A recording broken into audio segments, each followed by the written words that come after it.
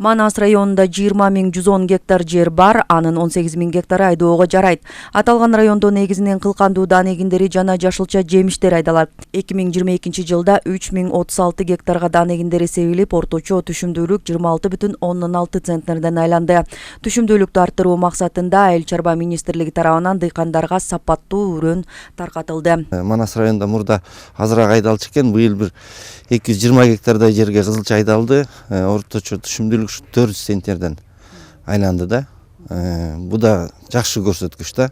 Анан эми биз колдон келишинче ошо бир монокультура болуп калган фасолду айдабай, ошо кызылчага басым жасагыла. Анткени бунун баазы да жакшы болуп атат, дыйкандарга мындай болуп атат да. Анан бакча өсүмдүктөрүн өткүлө деп атабыз. Айыл чарба министрлиги тарабынан жазында 71 тонна арпанын үрөнү келген. Бул 2 жылдык мөөнөткө 4,5% менен дыйкандарга таратылып берилди да. 2023 жылдын түшүмү үчүн бизге план берилген 2800 гектар күздүк будай эгүүгө. Азыр бүгүнкү күндө 2835 гектар айдалып себилди да. Мол түшүм алуу үчүн суга суу жетиштүү болуусу маанилүү. Аталган райондо эрте жаздан баштап Кыдыраалы каналы бетондолуп, Баласаруу насостук станциясы ремонттон өткөрүлгөн. Ал эми ашар ыкмасы менен чарба аралык каналдар тазаланды. Суга өнүктүгү аяктаганда суу чарба кызматкерлери дыйкандарды тоңдурма кылууну сунушташат. Бул келерки жылдын түшүмүн 15-20%га чейин көтөрөт. Ал эми район аймагында суу пайдалануучулар ассоциацияларынын иши көзөмөлдөнүп, дыйкандарга аткарылган иштер туурасында маалымат берилүүдө. Былтыр жанагы Эмадин каналында дыйкандарга октябрдын 15-ине чейин суу берип, анан ушул токтогондон кийин анан ноябрь-декабрь айында ушул дыйкандарга шарт түзүп, ыңгайлуу шарт түзүп, ошолорго суусу бүтүп, толук бүткөн анан кийин ноябрь-декабрь айында дагы ремонт жумуштарын жасадык. Эми 2023-түн камын биз уже күздөн көрүп баштадык. Жалпысынан 5100 гектар жерге күзгө эме сууду бердик, мын топтоо суусунчу. Сууду түзмө-түз жанагы суу пайдалануучу бирикмелер беришет. Азыр райондо 12 СПАбыз бар. Ошолордун азыр мынакей эмесин графигин бекитип, азыркы күндө ушул СПалардын баягы жылдык отчеттук эме чогулуштары жүрүп атат. Райондо эпизоотиялык абал тынч, мал ылаңына каршы вакциналар жетиштүү. Жылкыларга чип басуу иштери 100%га аяктады.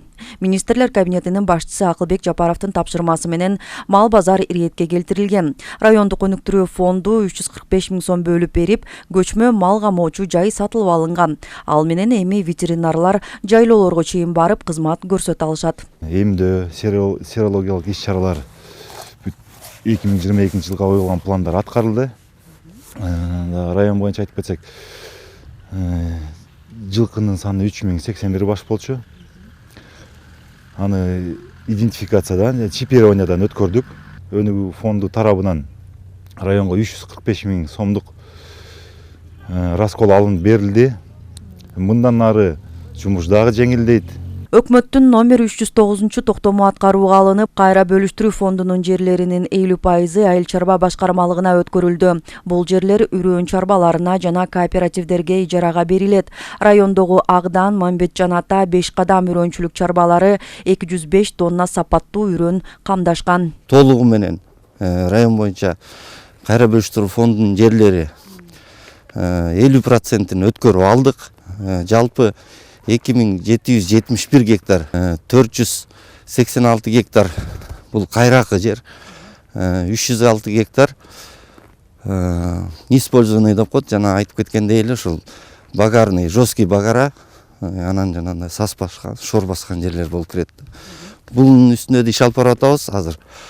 Ошо дренаждарды тазалаганга, очисткага сунуш берип иш алып барып аракет кылып атабыз. Райондо кант кызылчасынын аянтын кеңейтүү планы коюлган. Өткөн жылда ал 220 гектарга себилип, орточо түшүмдүүлүк 40 центнерден айланды. Ал эми Кайыңды кант ишканасы менен түзүлгөн келишимдин аркасында аны сатып өткөрүүдө маселе жаралбайт. Манас району жаз эрте келген аймак болгондуктан айдап себүү иштерине даярдык эртелеп башталат. Буга байланыштуу азыртадан тиешелүү тапшырмалар берилип, техникалык каражаттар оңдоп түзөөдөн өткөрүлүп жатат. Рахат Бишелиева, Бексултан Рахатбек уулу, Урмат Доктурбеков, Манас району.